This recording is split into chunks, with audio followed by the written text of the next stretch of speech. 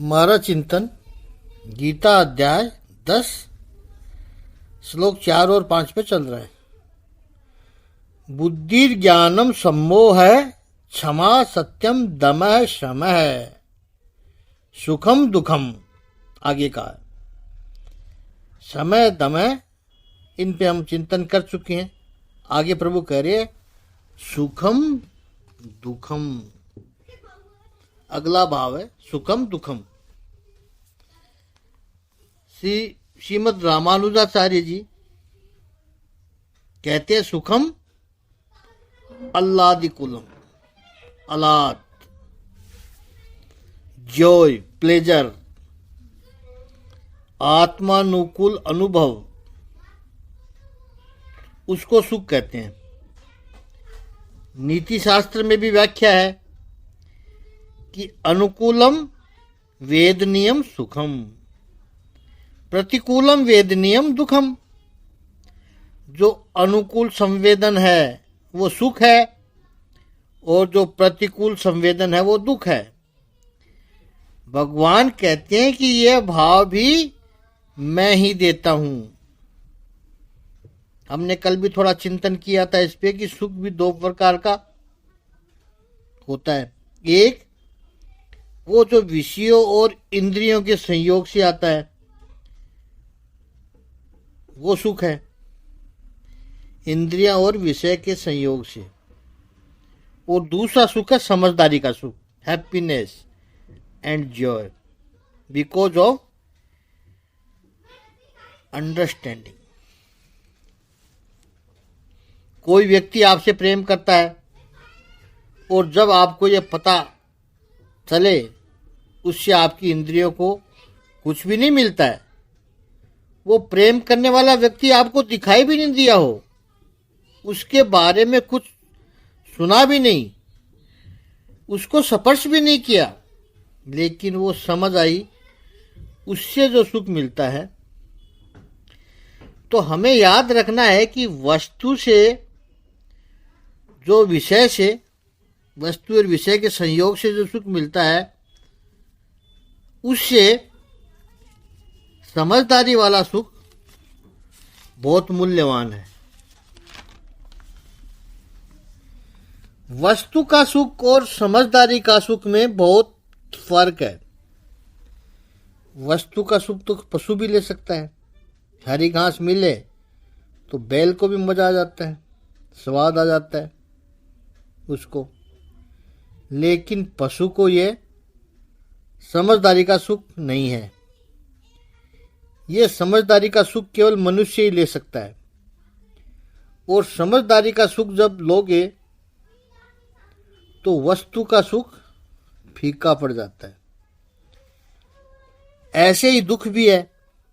दुख संताप, प्रतिकूलानुभव है, ये दुख है। Adverse experience.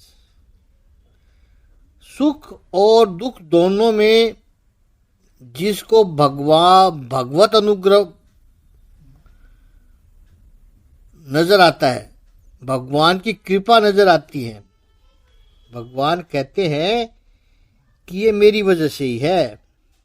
भवन्ति भावा भूतानम मत एव पृथक विधा।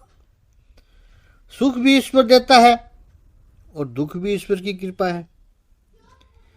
सुख में तो परमात्मा की कृपा का अनुभव होता है, दुख में प्रभु की कृपा का अनुभव होता है। दुख में भी जिसको ईश्वर दिखाई पड़े। पूज्य डोंगरे जी महाराज बहुत सुंदर कहते थे, प्रभु के मार में भी जिसको प्यार दिखाई पड़ता है। डोंगरे जी महाराज के शब्द है। प्रभु के क्रोध में भी जिसको करुणा दिखाई पड़ती है। पहले ऐसा था, भागवत में है कि भगवान श्री कृष्ण जरा सी ऊंची आवाज में बोले हैं सुदामा जी के प्रसंग में पहले कभी भगवान रुक्मणी जी के सामने ऊंची आवाज में नहीं बोले हैं। पहली बार जब बोले तो रुक्मणी जी ने सोचा कि भगवान कृष्ण ने मेरे प्रति क्रोध किया, निश्चित ही मेरी कोई भूल हुई है, भूल हुई होगी, क्योंकि भगवान कृष्ण तो क्रोध कर ही नहीं सकते मेरे ऊपर। उन्होंने क्रोध किया, इसका अर्थ है कि भूल मेरी हुई है कुछ। क्रोध में भी जिसको करुणा दिखाई पड़े, वो आजकल तो इतनी बड़ी भूल हो जाए तो कहेगी आप मुझसे बोल ही कैसे सकते हो ऊंची आवाज में, बोले क्यों, खबरदार अगर दोबारा बोला तो। यदि उन्होंने क्रोध किया है तो कुछ मेरी ही भूल होगी, उसे भगवत भाव प्राप्त होता है। और सच पूछो तो दुख में जिसको भगवान का अनुग्रह दिखाई पड़े, उसे फिर दुख दुख लगेगा ही नहीं। ये तो कृपा है परमात्मा की। फिर दुख का वो तो दुख मांगेंगे। श्रीमद् भागवत के प्रथम स्कंद के 8वें अध्याय में 25वें श्लोक में मां कुंती जी कहती है, विपदस संतन विपदस सतून सर्ववत यत्र तत्र जगत गुरुम। हे प्रभु, जीवन में थोड़ा थोड़ा दुख देते रहना, क्योंकि दुख जब आता है प्रभु तब हमें तुम्हारी याद आती है। और जब हम आपका स्मरण करते हैं तो आपका दर्शन होने लगता है। और प्रभु जब आपका दर्शन हो जाए तो फिर ये बार बार जन्म मरण के चक्कर में नहीं आना पड़ता है। भगवत दर्शन होगा तो फिर भव दर्शन नहीं होगा। और भगवत दर्शन नहीं करेंगे तो भव दर्शन बार बार करना पड़ेगा। इसलिए कहा है कि वो विपत्ति नहीं जिसको हम मानते हैं, संपत्ति वो संपत्ति नहीं है।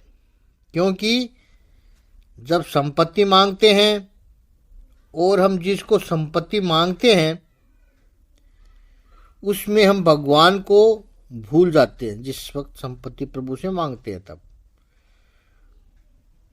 उससे बड़ी कोई विपत्ति नहीं है। और हम जिसको विपत्ति कहते हैं उसमें तो प्रभु याद आता है। और प्रभु के स्मरण से बढ़कर और कोई संपत्ति नहीं है। श्री रामचरितमानस में कहा है कि कह हनुमंत विपत्ति प्रभु सोई, जब तब सुमिरन भजन न होई। सुंदरकांड में कहा है भगवान का सुमिरन न होना ही सबसे बड़ी विपत्ति है। तो दुख दुख नहीं और सुख सुख नहीं। सच पूछो तो सुख और दुख के प्रति दृष्टिकोण के बारे में महापुरुष कहते हैं कि मैं जो जीवन में आचरण करता हूं उसी के बारे में तो कुछ कह सकता हूं।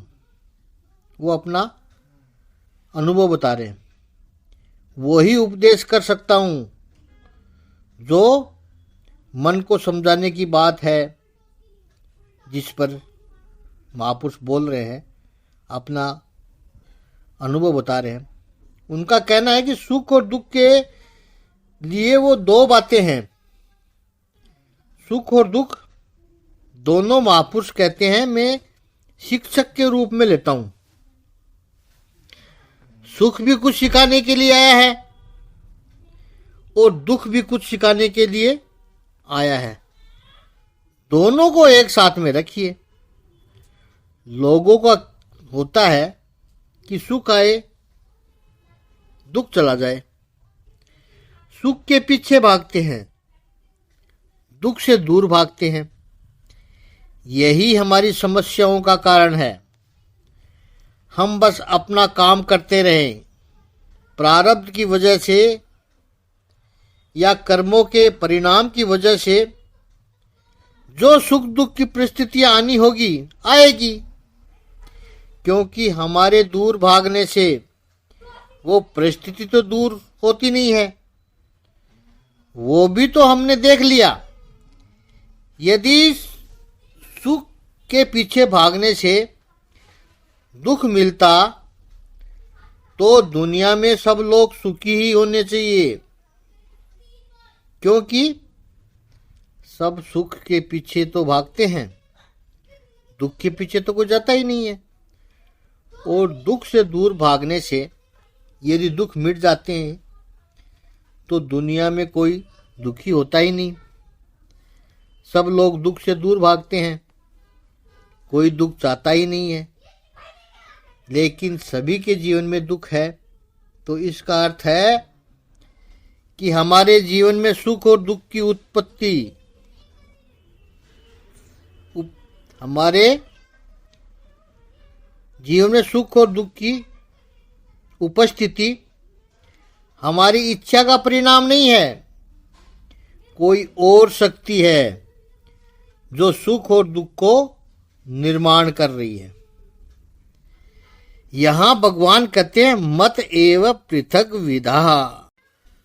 सुख और दुख जीवन की वास्तविकता है। सुख और दुख जीवन में हमें कुछ न कुछ सिखाने आता है, शिक्षक के रूप में आता है। They are there to teach us some things. They are there to train us. हमें यही समझना है कि दोनों हमें मजबूत बनाने के लिए आए हैं। सुख भी हमें मजबूत बनाने के लिए आया है और दुख भी हमें सक्षम और समर्थ बनाने के लिए आया है। दोनों में से कुछ सीखना है तो सुख और दुख के प्रति समान भाव बनता है। दूसरा, मेरी समझ में यह बात आई, मैं आपके सामने रखूं, आप भी इसके बारे में सोचोगे तो आपको अच्छा लगेगा। सुख में बहुत छलकना नहीं है। सुख परमात्मा की कृपा है, स्थिरता रखनी है। कैसे छलकेंगे? बिल्कुल नहीं छलकेंगे। सुख में दिमाग में हवा न भर जाए, अहंकार ना जाए, हम गाफिल न हो जाए, तो सावधानी कैसे रहेगी? जब भी सुख आता है हमें सोचना है कि यह सुख हमारे पुण्य कर्मों का फल है। क्योंकि एक बात तो स्पष्ट है कि सुख पुण्य का परिणाम है, सत्कर्म का परिणाम है। अच्छे कर्मों का किए होंगे तो सुख मिलेगा। इसका अर्थ क्या हुआ कि जब सुख मिल रहा है तब हमारे अच्छे कर्मों का बैलेंस कम हो रहा है, तो सावधान रहना है। सुख जब आप भोग रहे हो तो आपके हमारे अच्छे कर्म कम हो रहे हैं, तो अच्छे कर्मों का बैलेंस हमें बढ़ाते रहना है। और दूसरा, दुख में टूट मत जाना। दुख आता है तो हमें एक आश्वासन मिलता है कि हमारे बुरे कर्मों का बैलेंस कम हो रहा है, क्योंकि दुख बुरे कर्मों का परिणाम है, तो दुष्कृत्य का बैलेंस कम हो रहा है। तो अच्छी ही बात है। दोनों बुरे कर्म यदि कम हो रहे हैं तो भगवान से प्रार्थना करें कि हमें भगवान, जब तक शरीर में शक्ति है, हमारा मन दृढ़ है, तब तक दुख देते रहे। शरीर स्वस्थ है तो दुख झेल सकेंगे, मन दृढ़ है तो दुख झेल सकेंगे, और वो दुष्कृत्य का बैलेंस भी कम हो जाएगा। इस पर आगे चिंतन कल करेंगे। आज इतना ही। ओम श्री सच्चिदानंद भगवान की जय। ओम श्री आनंद गंध भगवान की जय।